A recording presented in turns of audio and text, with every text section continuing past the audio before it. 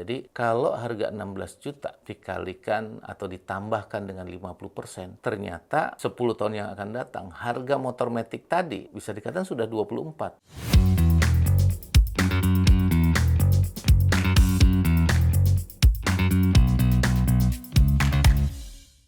Halo teman HR, apa kabar? Kembali lagi bersama saya Haryajit Ramlan di HR Room. Selamat datang di tahun 2024. Tahun yang banyak drama tentang ekonomi dan juga politik. Sempat beberapa waktu lalu viral tentang snack yang awalnya segini ya, akhirnya cuma segini. Nah, hal ini tentu terjadi karena kita sedang merasakan yang namanya inflasi.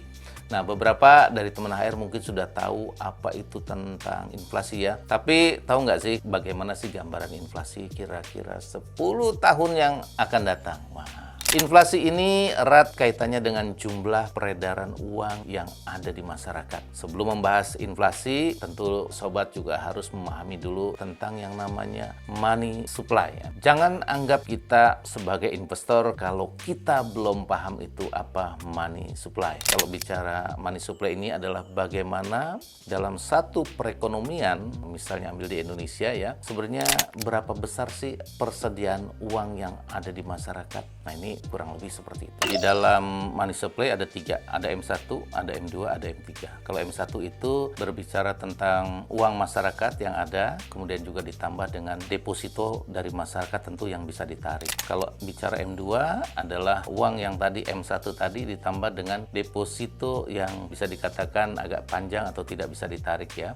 Dan kalau M3 itu adalah ditambah dengan M2 tadi, ditambah dengan kewajiban atau hutang masyarakat. Jadi kurang lebih seperti itu. Nah, supply demand ini yang ada di masyarakat, kalau kita bicara pemilu kayak gini ya, ini tentu cukup banyak beredar ya, karena adanya dana dari pemilu, kampanye ini jadi cukup lumayan ya. Oke, kita lanjut ke yang berikutnya adalah peran bank sentral dalam mengatur dan mengendalikan money supply. Bank sentral di seluruh dunia termasuk di Indonesia tentu akan mencoba mengatur bagaimana supply dan demand money ini bisa dikatakan bisa sesuai ya, karena ini juga berkaitan dengan inflasi. Ketika money supply ini mengalami peningkatan, maka juga inflasi akan terjadi peningkatan. Demikian juga sebaliknya. Maka ketika money supply ini terjadi peningkatan yang beredar di masyarakat, maka pemerintah akan mengendalikan dengan cara menerbitkan surat hutang. Tujuannya apa? Supaya dana ini kesedot lagi, ketarik lagi, dan akhirnya mereka bisa berinvestasi dan di masyarakat ini menjadi berkurang. Sebaliknya, kalau terjadi money supply-nya itu berkurang, maka pemerintah ini akan melakukan sebaliknya. Tentu kalau bicara pengaruh money supply terhadap inflasi. Nah, ini tadi saya mungkin sudah utarakan ya, kalau money supply ini bertambah, ya, bertumbuh atau mengalami kenaikan, maka ini akan terjadi inflasi juga ya. Bisa jadi misalnya money supply yang berada di masyarakat bertambah, maka daya belinya juga akan meningkat. Ketika daya belinya meningkat, maka di sini akan terjadi inflasi. Nah, biasanya direm nih ya, ketika money ini dilakukan belanja ya, misalnya dengan membeli ini, membeli itu, artinya produktivitas kan akan terus berjalan. Nah, bisa juga dilakukan dengan menaikkan harga. Jadi kalau supply dananya juga tinggi, harga terus kan bisa habis kalau ini. Maka dengan cara mengeremnya dengan melakukan apa? Dengan melakukan menaikkan harga. Nah, itu kurang lebih ya. Kita coba bicara terkait penurunan daya belinya. Saat ini kira-kira 2023-2024 ini daya beli menurun atau tidak? Ya, ini agak susah ya, tapi kalau bisa dilihat ada karena kita lihat banyak mall juga agak sepi ya, kemudian kita lihat juga pembelian di warung-warung gitu juga terlihat sepi. Namun demikian kita juga melihat sebenarnya ada peningkatan dalam pembelian online ya. Kalau secara fisik kita kasat mata tidak lihat kok kayaknya terjadi penurunan, tapi kalau dilihat dari yang namanya pembelian online itu terjadi peningkatan. Nah, kalau gitu ini kan kita harus lihat juga dari sisi inflasinya sebenarnya ada nggak ya? Ya, kita tahu ya, bicara inflasi ini tentu cukup tinggi, tapi kalau kita bicara Indonesia, inflasinya kita tahu lah kisarannya ya, kurang lebih di situ. Jadi kalau bicara inflasi, nah ini yang kita analogikan, misalnya teman HR punya uang 16 juta. 16 juta bisa beli apa sih? Bisa beli motor ya, motor matic lah gitu ya. Ini sekarang ya, ini bicara sekarang 16 juta bisa beli motor matic. Saya nggak sebutin mereknya ya, karena banyak ya. Nah, dari satu motor yang dibeli 16 juta, kemudian kalau ya terjadi inflasi, misalnya setahun nih kasarnya, setahun itu 5%. Kita bicara 10 tahun, 5%, 5%, berarti kan ada penumbuhan 50% ya. Nah, ini angka yang relatif tinggi. Ini kasarannya seperti itu. Jadi kalau harga 16 juta dikalikan atau ditambahkan dengan 50%, ternyata 10 tahun yang akan datang, harga motor matic tadi bisa dikatakan sudah 24. Artinya 16 juta kita tadi ya, bisa beli apa ya?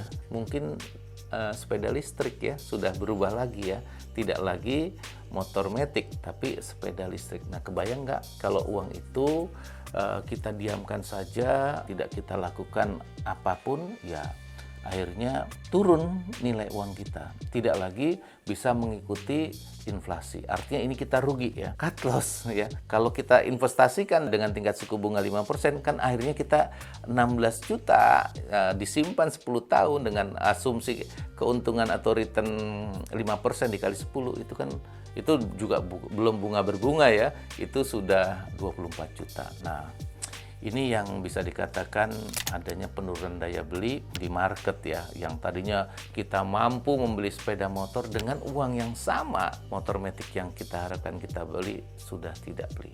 Turunnya daya beli ini tidak hanya berpengaruh di motor itu aja, tapi di sektor kehidupan kita yang lain, di barang yang lain, di pendapatan kita apapun, dari gaji segala macam. Itulah dampaknya kalau kita tidak mengikuti investasi ya, kalau saya bisa katakan. Jadi bagi saya ini adalah hal penting ya, pembelajaran. Kita punya dana tapi tidak bertumbuh dan akhirnya kita tergerus oleh yang namanya inflasi. Mau nggak kita kira-kira tergerus dengan inflasi? Kira-kira kenapa ya terjadi penurunan daya beli ini?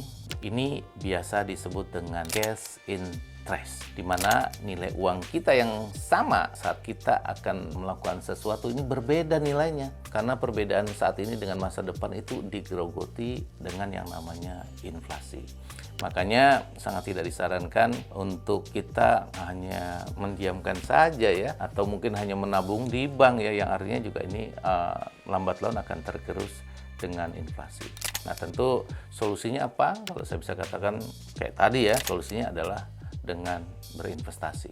Nah, kita coba sekarang bicara investasi ya. Nah, kalau tadi bicara bagaimana kita membeli motor matic yang akhirnya didiamkan, akhirnya kita hanya bisa membeli sepeda ya, sepeda elektrik. Nah, kalau kita punya uang, ya, tadi dengan analogi yang sama ya, misalnya 16 juta kita belikan obligasi deh ya, 16 juta misalnya dengan tenor 10 tahun gitu ya. Nah, ini kan dengan bunga yang obligasi sama lah ya, 5% gitu ya. Bayangkan 5% dikali 10 tahun berarti 50% ditambah dengan uang kita yang tadi, jadinya berapa? Ya sama ya, 24 juta. Nah, itu kan uang kita tidak lagi didiamkan, tapi bagaimana uang itu bisa bekerja untuk diri kita. Jangan sampai kita taruh di bantal, kita taruh di lemari yang akhirnya tidak tumbuh, atau kita taruh mau di tabungan nih kayak menarik. Enggak juga, di tabungan juga nggak menarik. Yang lebih untung adalah membeli instrumen investasi. Gimana nih kira-kira teman HR? Jadi untung kan? Oke, kesimpulannya adalah kalau bicara inflasi, nah, tentu ini dampaknya bisa kemana-mana. Bisa uang sekolah yang naik, atau juga orang tua kita yang membiayai kita dengan kebutuhan harian, kok barang-barang pada naik. Nah, itu semuanya adalah karena inflasi. Kalau begitu teman HR, kira-kira mau berinvestasi di instrumen investasi yang mana nih? Yuk share di kolom komentar. Terima kasih sudah menonton HR Room, semoga dapat bermanfaat. Jangan lupa untuk like, share, dan juga subscribe YouTube channel ini agar lebih banyak informasi dan edukasi serta pengalaman yang saya bisa bagikan. Sampai jumpa di video selanjutnya. Bye.